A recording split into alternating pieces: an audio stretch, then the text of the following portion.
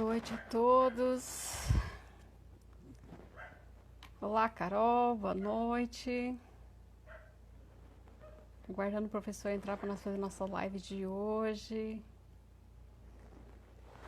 Os novos paradigmas do Código de Processo Civil, com o professor Rafael Vasconcelos. Ai. Só um minutinho, pessoal. Aguardar o professor entrar.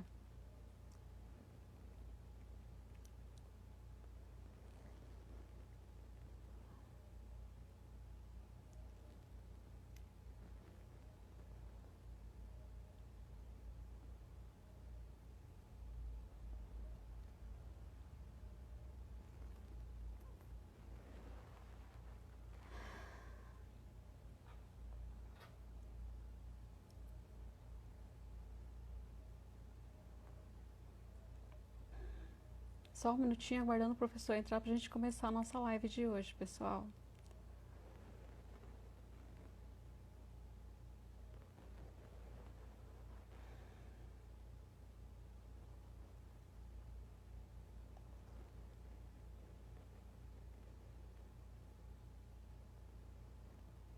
Só um minutinho. Aguardando.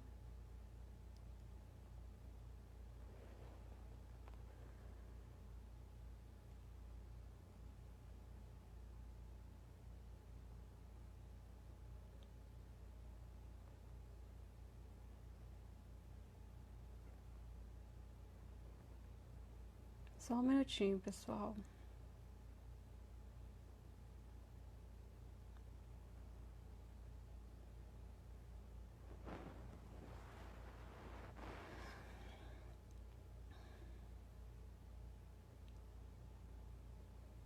Beleza.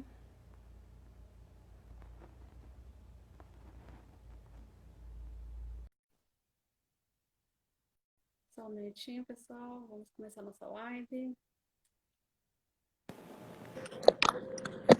Olá, professor. E aí, Doralice, como é que vai, doutora? Tudo tranquilo? Tudo ótimo, e o senhor? Tudo maravilha. Tá me ouvindo bem? Tô ouvindo bem. Coisa boa. Tá todo mundo ouvindo bem. Tá todo mundo ouvindo bem? Quer que eu pegue o fone ou tá legal assim? Como o senhor preferir, professor? Acho que tá bom assim, né? Tá bom. Se estiver ouvindo bem... Pessoal, tá. Pessoal, para quem não conhece o professor Rafael Vasconcelos, o professor é doutorando em Direito Processual, é procurador da Fazenda Nacional, ex-juiz pelo Tribunal de Roraima, mestre em Administração Pública para o Desenvolvimento pela UFPE, especialista em Direito Processual Civil pela PUC de Minas Gerais, ex-procurador do Estado de Sergipe, foi aprovado em primeiro lugar, né, professor de processo civil desde 2001, palestrante, autor de vários livros e artigos. A live de hoje é sobre os novos paradigmas do Código de Processo Civil.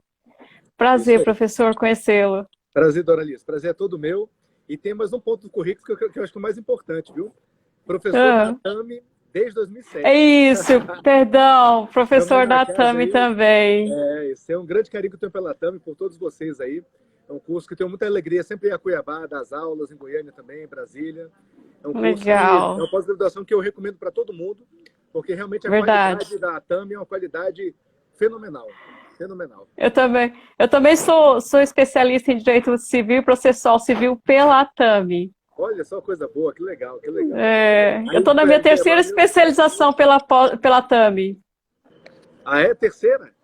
Terceira. Estou terminando tributário empresarial e estou fazendo direito notarial, registral e imobiliário. Que legal, que legal. Então é prova de que é muito bom mesmo, né? É muito boa. São professores de alto nível, né? Realmente, todos os colegas ali, é uma equipe muito boa. São professores altamente gabaritados. Eu recomendo para todo mundo. É verdade, é verdade. Vamos lá, professor? Vamos lá, né? Gente, o professor também participou dos debates, né, da elaboração do projeto do Código de Processo Civil, né? Isso, exatamente. Foi uma experiência muito boa na Câmara dos Deputados.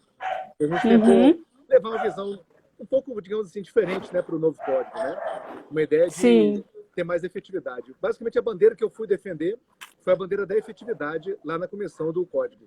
Mas, infelizmente, muitas mudanças que eu propus não foram acolhidas, porque na Câmara dos Deputados teve um viés muito forte de proteção ao devedor.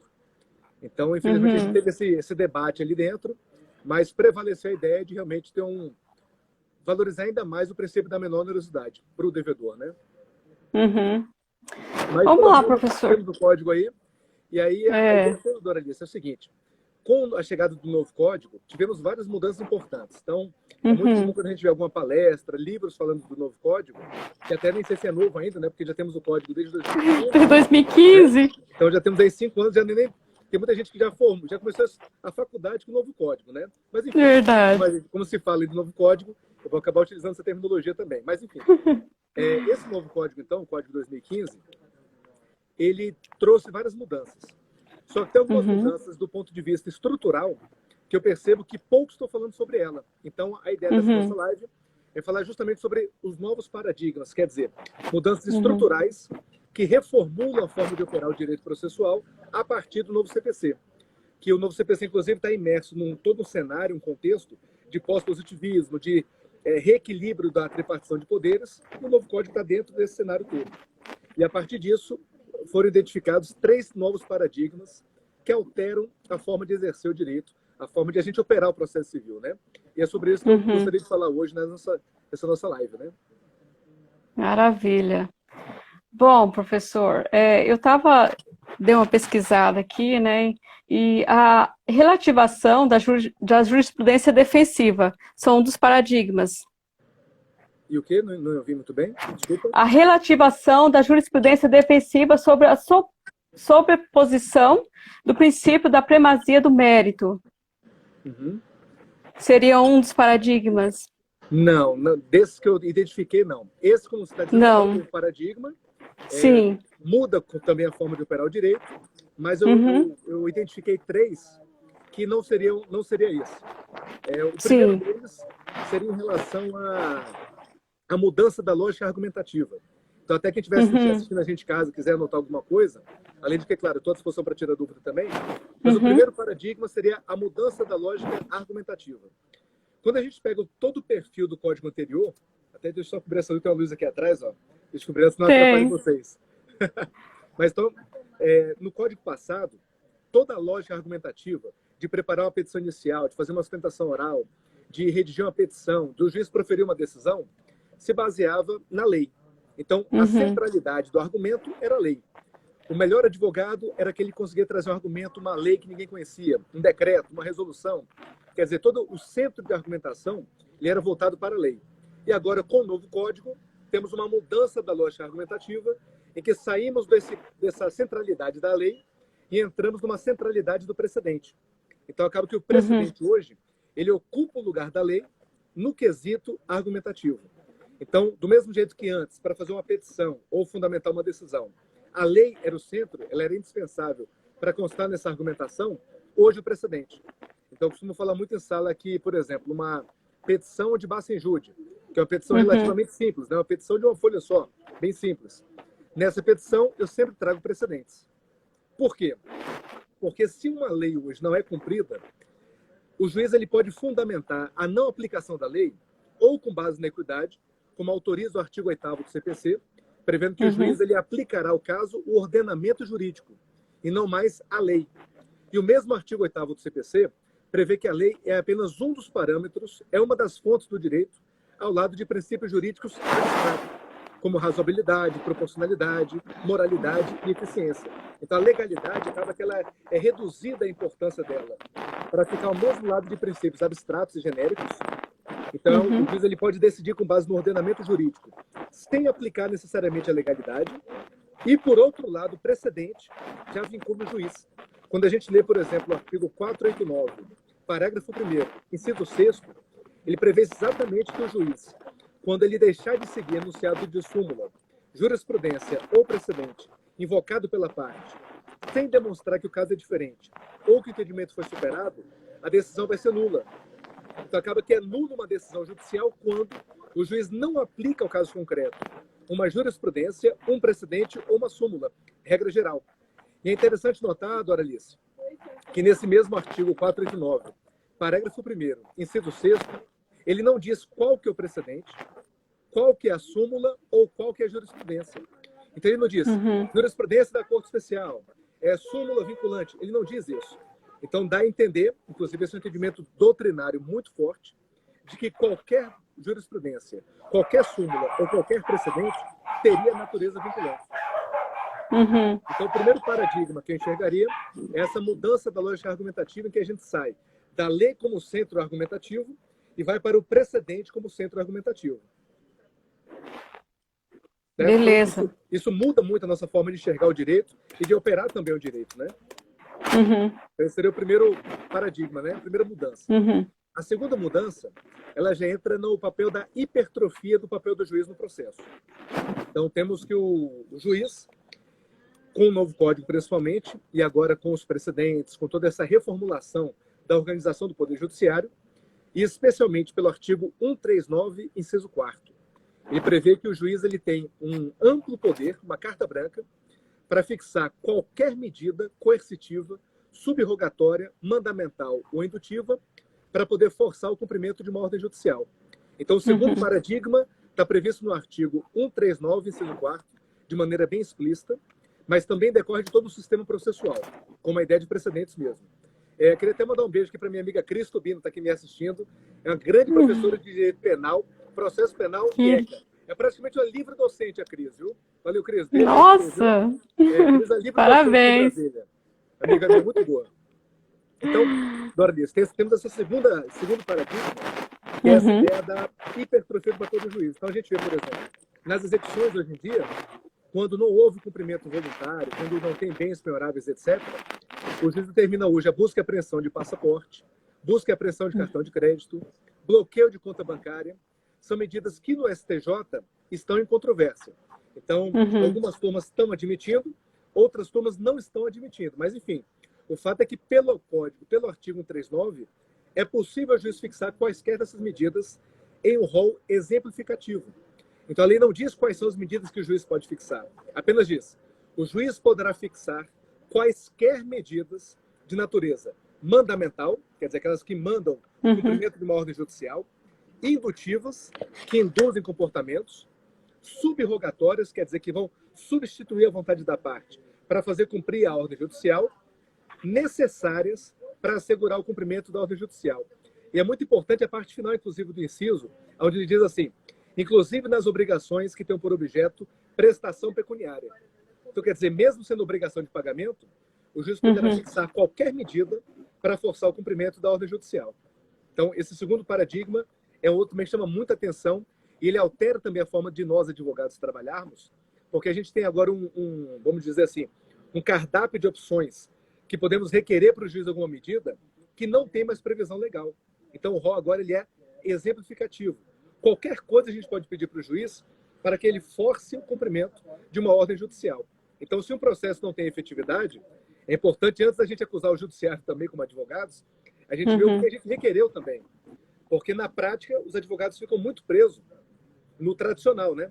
Quer dizer, pede a penhora, bacenjude, renajude e tal, ficam muito presos a isso. E agora a gente acaba que quebra com aquele mito de que uma execução que não tem patrimônio penhorável, ela vai estar condenada ao fracasso. Hoje não é verdade. Porque mesmo não tendo bem penhorável, é possível requerer alguma medida coercitiva para forçar o cumprimento de ordem judicial. Inclusive, na prática, Doralice, quem está assistindo a gente também, vários juízes já vêm fixando várias medidas nesse mesmo sentido. Por exemplo, eu vi um caso em São Paulo, acho que foi em Santos mesmo, que o juiz determinou a um taxista que aquele que foi prejudicado pelo dano moral que o taxista foi o seguinte, o taxista foi condenado a pagar o dano moral. Não tinha patrimônio penhorável. Aí, tramitou a execução sem sucesso e o autor da ação requereu ao juiz para que o carro do taxista fosse objeto de usufruto. Então, olha que interessante. Não pode penhorar o carro, ele é impenhorável. Mas pediu o usufruto do carro para que o credor utilize aquele veículo fora do período de trabalho do taxista. Então, quer dizer, o taxista rodava de 8 às 18 da tarde e aí o autor da ação ele queria usufruir o veículo no período de 8 da noite, 7 da noite, alguma coisa assim, até às 11 horas da noite. que era o período que ele poderia ir para a faculdade de carro. Então, para não ter que pegar ônibus, ele usufruiu o carro do taxista, ia para a faculdade e voltava. Interessante o caso, né? Porque mesmo sem o dinheiro penhorável, mesmo sem bens penhoráveis, o resultado foi positivo. Então, acaba que, como eu te falei, né? É um novo paradigma para o operador do direito, né? E existe uma mudança de postura, não só dos advogados, como também dos juízes, dos analistas, técnicos, todo mundo que opera o direito, né? A gente acaba que precisa sair um pouco da caixa, né? Então, quando eu falo em novos paradigmas, é uma nova forma de você enxergar o direito, né? De você conseguir ver o que ninguém vê. Quer dizer, trabalhar fora da caixa, né? Não sei o que você acha dessas mudanças aí. Queria até te ouvir também, antes da gente falar do terceiro paradigma. O que você acha? Você concorda, discorda? Não, eu concordo. Dentro do limite, né, professor, eu concordo. Esse dia eu também vi uma decisão da apreensão de passaporte, né? Apreensão de CNH também, eu já vi. Então, assim, você tem que buscar um meio para poder satisfazer, né, o credor. Porque, afinal de contas, porque assim, nós temos uma visão de que o devedor é o coitadinho, é o coitadinho. Mas não, quem é o prejudicado no final é o credor, porque ele emprestou o dinheiro, né? E ele está sendo o maior prejudicado, não é o devedor. Mas a gente tem essa visão, né? Pois é, eu concordo totalmente contigo. Até o artigo 797 do CPC prevê que o princípio que vale é da efetividade. E a gente pensa, doutora Alice, para que serve o processo? Não é para satisfazer o direito? Quer dizer, claro. Ele é justamente satisfazer o direito. Só que parece que na hora que o processo tramita, muda, né? E acaba que essa mentalidade de excessivamente proteger o devedor, acaba que ela contraria com tudo isso. O novo Código, inclusive, ele traz de uma maneira muito clara, nos artigos 4º, 5º e 6º, esse princípio da efetividade de uma maneira muito, digamos assim, principiológica, né? Essa ideia de realmente ser uma mudança de paradigma mesmo. Então, o próprio artigo 4º, ele prevê que na solução de um caso concreto tem que ter a solução integral do mérito, da lide. E a solução integral significa o quê? Que tem que ter uma tutela que seja justa, tempestiva e, principalmente, efetiva. Então, acaba que a efetividade ela tem essa natureza principiológica e que deve ser cumprida mesmo. Mas é o que você diz, né? Na prática, acaba que a nossa mentalidade, como um todo, né? Da doutrina, da jurisprudência, dos operadores do direito, tem uma visão muito protetiva ao devedor e pouco efetiva. Por isso que eu trago como um novo paradigma. Porque a lei mudou, mas a cabeça das pessoas não mudou ainda. Então, a gente está um pouco a reboque ainda dessa mudança legislativa. Por isso que ainda se pode dizer que o código é novo ainda. Porque muito do que é previsto no novo código ainda não virou realidade. E é normal isso. Não estou nenhuma crítica ao judiciário, aos advogados, não, porque é normal, né?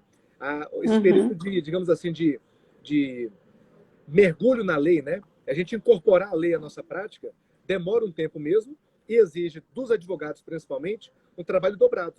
Porque ele vai ter que convencer o judiciário de que houve uma mudança, de que é um novo paradigma, é uma nova forma de enxergar o direito, e isso encontra resistência mesmo.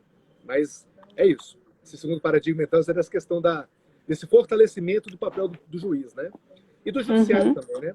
É o judiciário no papel mais protagonista na vida prática. Não só nessa ideia do ativismo judicial, que já a gente sai um pouco da parte processual, embora tenha também essa ligação entre os dois direitos, mas é mais uma questão constitucional, né? Desse ativismo judicial, pós-positivismo, essa ideia de que o juiz ele pode decidir agora com base em princípios, que ele pode determinar o cumprimento também de políticas públicas, né? Então, isso também é um novo paradigma que altera bem a nossa forma de advogar, que tem também relação com o primeiro paradigma, né?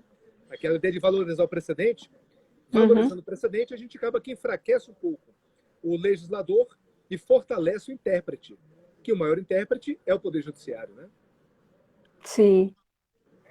Outra coisa também que eu achei muito legal nesse Código Civil, Código de Processo Civil, foi a questão de tirar do judiciário boa parte das coisas. Eu falo para o senhor porque eu sou advogada, mas eu advogo na área extrajudicial.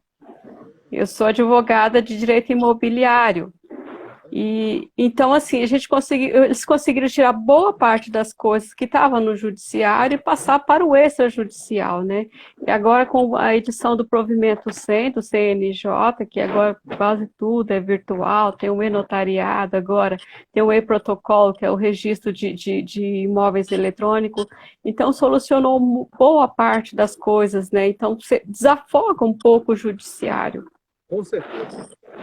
Eu defendo, Doralice, que a gente precisa rever todo o processo civil hoje em dia. Na verdade, se for pensar, eu acho que até o nome tem que ser modificado.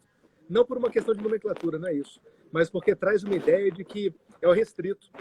Porque, na verdade, o que a gente estuda são as formas de resolver conflitos.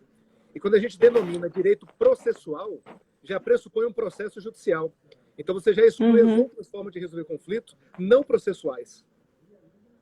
Né? Porque a gente tem, como está dizendo, temos o cartório, temos a mediação, a conciliação, a arbitragem, etc. E dentre essas formas todas também temos o processo judicial. E o processo judicial, então, é só uma parte. Quando a gente pega o direito processual, ele deveria ser um direito destinado a resolver os conflitos, por qualquer meio, seja ele judicial ou extrajudicial. Então, quando se fala em direito processual, eu acho que ele restringe muito o objeto a uma forma de resolver conflitos judicial e processual.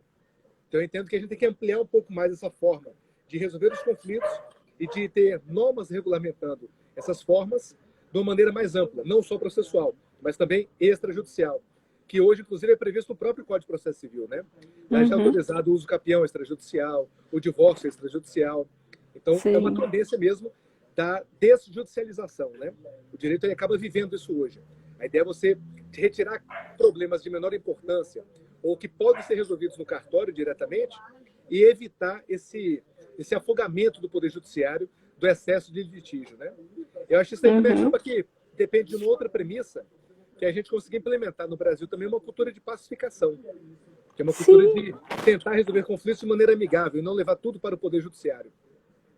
E nessa cultura de pacificação, o pessoal da análise econômica do direito, né, essa nova força que está ganhando aqui no Brasil, da análise econômica do direito, defende que o comportamento humano ele decorre muito das instituições. Então, a teoria institucional diz isso. As instituições moldam comportamentos. Como temos hoje um processo civil que ele é moroso e pouco efetivo, ele induz o comportamento para o devedor de não cumprir direitos. Porque se ele não cumprir, não tem nenhuma sanção, vai demorar muito até ele cumprir e a efetividade é pequena. E a partir do momento que tivermos um sistema que seja altamente efetivo, em que descumprir a ordem judicial seja custoso, que não vale a pena, mas descumprir uma ordem judicial, eu acredito que a tendência vai ser de cumprir as decisões e de cumprir os direitos também. Então, essa cultura de pacificação, eu entendo que ela depende também de um acréscimo da efetividade do processo e uma melhoria no tempo de tramitação dele. Beleza, professor. E o terceiro paradigma? Terceiro paradigma é o seguinte, que temos agora uma nova visão do operador do direito. Então, se exige hoje um novo operador do direito. Eu até chamo que é o, digamos assim, é o direito 4.0, né? É um direito inserido nessa revolução digital, toda essa mudança que temos hoje acontecendo. Eu formei tem um tempo, formei em 2003, e na minha faculdade, o bom advogado era aquele advogado que fazia barraco no tribunal, né? A gente brigava contra a parte, fazia o barraco, pulava na mesa, dava chilique na audiência. Esse era visto como bom advogado, que era aquele defensor aguerrido da audiência do cliente, né? E hoje não. Hoje o perfil exigido do operador do direito, seja ele do juiz, do advogado, promotor, defensor público, todo mundo, é um perfil mais consensual, é um perfil mais ameno. É alguém que procura o consenso, que procura resolver o conflito e não criar, aumentar o conflito. Então, acaba que nessa visão 4.0 do direito processual, a gente tem, primeiramente, então, essa visão de um operador do direito consensual. Quer dizer, alguém que é consciente de uma visão de ter uma cultura de pacificação, de resolver conflitos, tentar fazer acordo. Esse é o primeiro aspecto. O segundo aspecto é da valorização da autonomia da vontade privada. Então, no artigo 190 do CPC e o artigo 191, eles trazem um novo paradigma também, que é uma ideia de, entre aspas, privatização do processo civil, onde as partes poderão, pelos seus próprios meios, negociarem regras processuais. Então, o negócio jurídico processual, previsto no artigo 190, ele autoriza que as partes construam todo novo rito processual. Isso muda completamente a forma de operar o direito também, porque, por exemplo, vamos pegar o seguinte caso. A doutora Doralice trabalha com direito imobiliário. E aí você percebeu, por exemplo, que o valor do aluguel está muito alto. E conversando com seus clientes, percebeu que o valor do aluguel está alto porque o risco para alugar é alto. O cara aluga, depois de um período sujeito desocupa o apartamento, causa danos, não consegue entrar com despejo, a liminar não sai, demora para ser a liminar, o cara fica usando o apartamento sem pagar aluguel durante 6 meses, causa um enorme prejuízo ao credor, você deve ter passado por isso. Então acaba que esse risco na atividade imobiliária, ela vai resultar no aluguel mais caro. Para poder o valor do aluguel, absorver o risco. E aí, como advogada imobiliária, por exemplo, a senhora pode adotar medidas que reduzam o risco. Por exemplo, prever que o salário do servidor público vai ser penhorável no pagamento dos aluguéis, por exemplo. Prever que o bem de família dele se torna penhorável. Prever que a citação vai ser feita via WhatsApp. Prever que o prazo de contestação vai ser de 5 dias. E que os requisitos da liminar são aqueles previstos no contrato. Veja, eu não vou discutir agora se tudo isso seria ou não possível na justiça, porque não existe uma resposta objetiva, já que com certeza teremos juízes que serão mais abertos a aceitar esse tipo de coisa e outros mais fechados. Então, o teste disso na justiça vai depender de a gente colocar no contrato e testar mesmo na prática. Não adianta agora a gente vetar essas saídas em tese. Mas a questão é que, em tese, isso é possível. Inclusive, conversando com o professor Alexandre Câmara, um grande processualista, ele também entende que tudo isso é possível. O professor Fred Dier também entende que é possível. Então, a doutrina, ela tem um entendimento muito consolidado, muito forte, muito majoritário, de que, de fato, é possível utilizar esses instrumentos todos. E aí, com esses instrumentos, o risco reduz e pode ser também que o aluguel reduza também. Então, a nossa advocacia, ela acaba que, já na fase pré-contratual, já podemos estabelecer cláusulas que reduzam o risco do processo judicial. E acaba que isso vai impactar também na questão do aluguel. Então, essa ideia de privatizar o processo, valorizando a autonomia da vontade privada, prevendo esse tipo de contrato, tem um impacto muito grande, que é um novo processo civil. Então, esse artigo por si só já seria todo um novo processo civil. E a gente percebe que ele ainda é muito incipiente. Ele é muito pouco utilizado na prática ainda. Verdade. Eu trabalhei, até o início do ano, eu trabalhava numa serventia extrajudicial, registro de imóveis, títulos e documentos. E eu peguei alguns, acho que nesse período que surgiu o Código de Processo Civil, eu acho que eu registrei uns 3 contratos só que tinha a cláusula do negócio jurídico, sabe? Essa cláusula. Tinha algumas que eram abusivas. Teve uma mesmo que eu achei inconstitucional, até fiz uma nota devolutiva para ele. Aí depois as partes entraram em um acordo lá e sanaram a pendência, né? Mas, de fato, é pouco usual. Pouco usual, isso. E eu acho que cabe a nós, advogados, fazer uma meia-culpa também de trabalhar mais com isso. Porque a gente não sabe o que vai ser aceito e o que não vai ser. A minha visão é que a gente vai colocar tudo isso no contrato e na justiça a gente vê como é que vai se responder o judiciário. Até porque vai ser uma disputa de muitos anos. Você vai terminar no Supremo, no STJ. Então, até chegar lá vai demorar muito tempo. Então, a minha sugestão para os alunos é utilizem, façam. E aí, na prática, depois ver o que o judiciário vai responder em relação a esses incentivos, né? E dentro ainda desse terceiro paradigma, tem um outro ponto ainda nessa advocacia 4.0, né? Esse processo civil 4.0, que seria a questão do uso da tecnologia. Isso aí, Doralice, é um impacto gigantesco. Meu amigo Cleider está aí presente também assistindo a gente. Ó, Cleider, abração aí, viu, cara? Cleider é um grande advogado aqui no DF também. Legal. Então, grande advogado, grande amigo. Então, essa ideia dessa revolução digital e o impacto disso no processo civil é está sendo muito forte e vai ser ainda muito forte. Na minha opinião, esse mercado da advocacia que é focado em um trabalho repetitivo, em causas idênticas, em causas semelhantes, em matéria que já tem precedente já pacificado, eu acho que essa advocacia, cada vez mais, ela vai perder força. Porque os robôs vão resolver isso.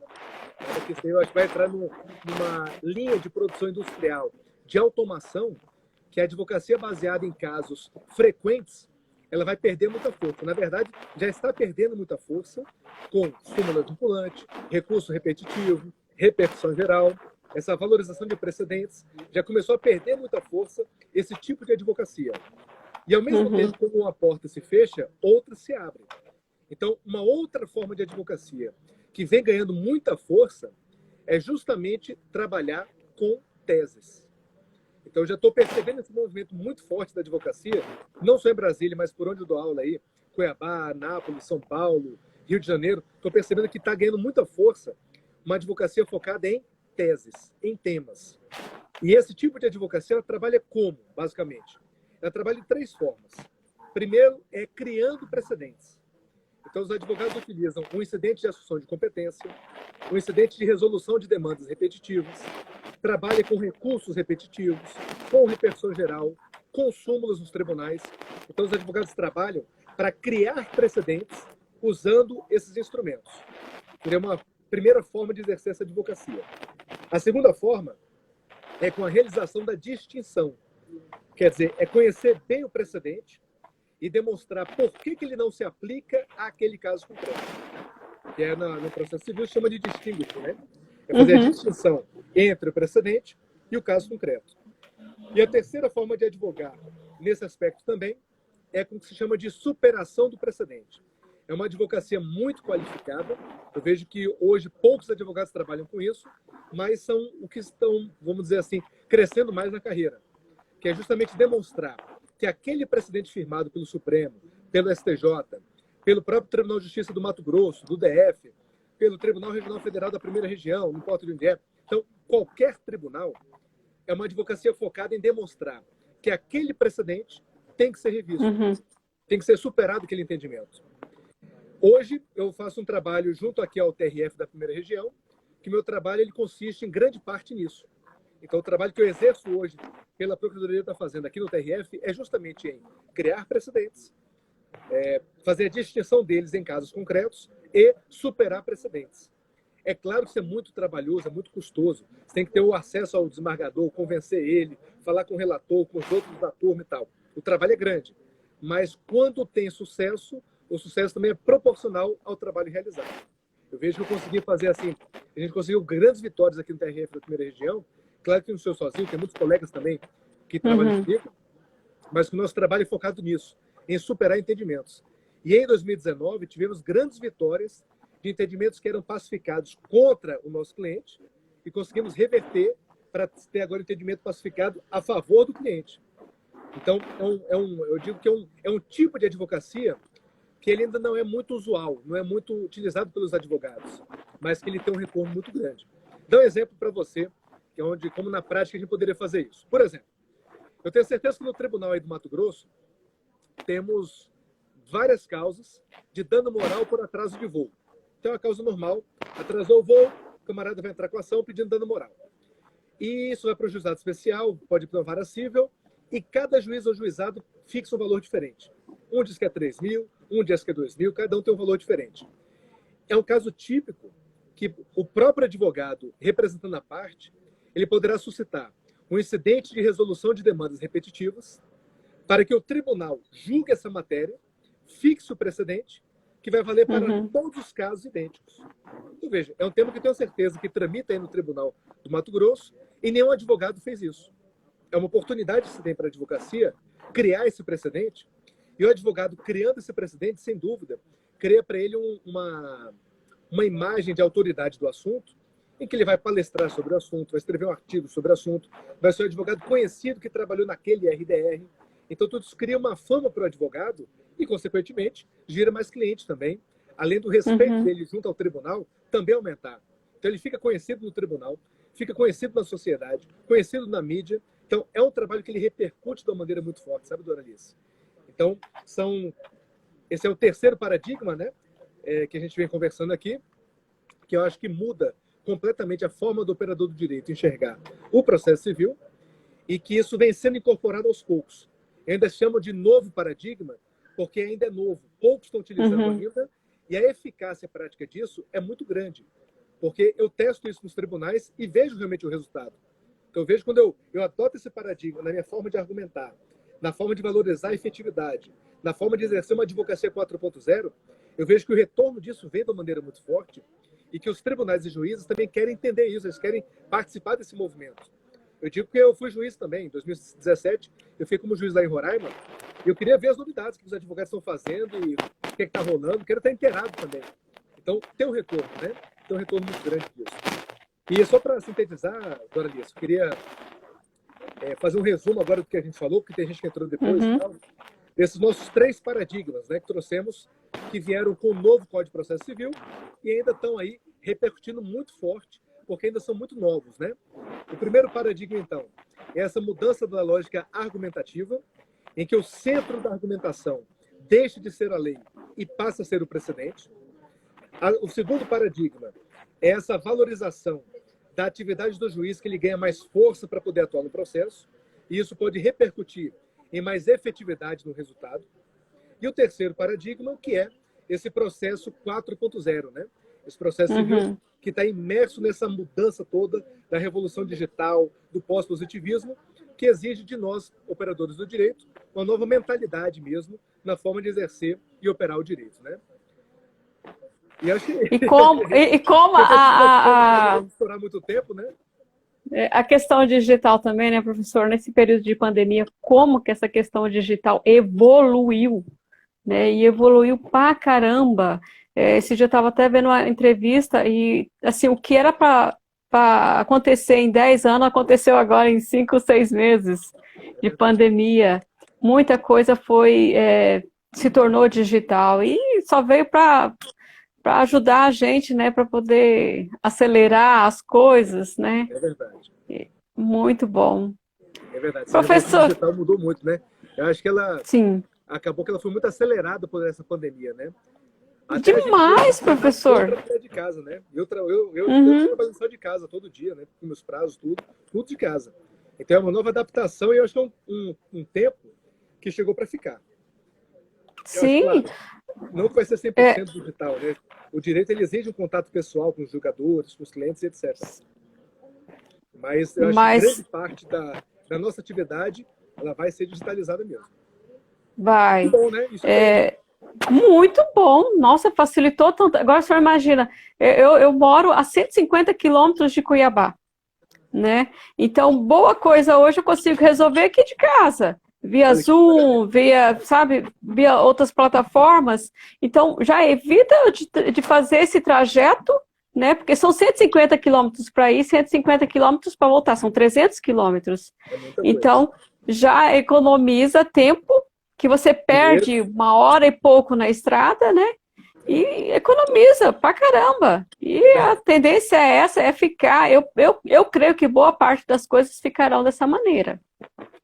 Eu só não queria falar demais sobre isso para o Hildo, que está nos assistindo aí lá da Tami, não querer transformar nossas aulas também online, porque eu estou louco para voltar com eu também. Doido para dar aula aí, ver os meus alunos, abraçar a turma aí, estar com o pessoal todo.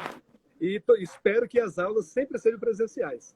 Mas eu também. A gente se adaptou também, né? Essa live aqui é a prova disso. Eu dei muita aula online também, mas eu te confesso que eu tô doido para ver a galera de novo e voltar para a sala de aula, viu? Doido, tô me coçando inteirinho aqui para isso. E eu tô morrendo de saudade, professor. Morrendo de saudade da minha turma, da pós, morrendo de saudade dos professores. Então, assim, o professor Arnoldo Camanho, que é o coordenador da pós de processo civil, toda vez que ele vem a Cuiabá, ele almoça com a gente. Normalmente a gente almoça com todos os professores, é muito bom. Esse contato com o professor é muito bom. Eu sempre falo isso para meus colegas, eu acho que não... Isso tudo compensa o trajeto de você ir deslocar daqui para Cuiabá, porque, principalmente lá na Tami, a gente tem excelentes professores, é uma oportunidade única. Eu sempre falo isso, pessoal, é uma oportunidade única que vocês estão tendo aqui. São feras que nós estamos, que estão dando aula aqui. É isso, beleza, coisa boa. Então, vamos rezar para passar logo essa pandemia, né? Para acabar logo tudo isso. Eu acho que mês que vem já vai ter aula presencial já, na Tami. Será que vai? Pelo menos. Me passaram a grade que mês que vem já vai ter aula presencial. Mesmo? Pelo menos de tributário. Tributário já vai ter aula presencial. Coisa boa, eu tô pronto para ir já então. Levo aqui, minha máscara tá aqui já na mão, ó. Eu levo minha máscara e vamos nessa, tô pronto. Professor. Obrigado por tudo, obrigado pela atenção, obrigado, Hildo, pela oportunidade. O Hildo disse que mês que vem já vai ter aula presencial, tá? Coisa boa, maravilha então. Já estou pronto para ir, então, para ir em Cuiabá. Passar uns dias aí passeando. Professor, em nome do Grupo Atami, eu gostaria de agradecer ao senhor por ter disponibilizado esse tempo aí para dar essa excelente aula para nós. Tá? Eu fiz a pós, mas não tive aula com o senhor, mas está valendo. Teremos outras oportunidades, se Deus quiser. Com certeza. Muito obrigada, professor. Obrigada a todos que assistiram a gente, tá? Olha, eu que agradeço também. Obrigado a Tami, obrigado a Doralice, obrigado, Hildo. Estou morrendo de saudade de vocês. Não vejo a hora de estar aí logo em Cuiabá dando aula, viu? E até lá, o dia que o senhor vir a Cuiabá, me avisa que a gente vai almoçar juntos. Vamos, com certeza. Está marcado já. Está marcado. Beleza, então. Um abraço, obrigado, professor. Obrigada, tá? Obrigado. Tchau. Tchau.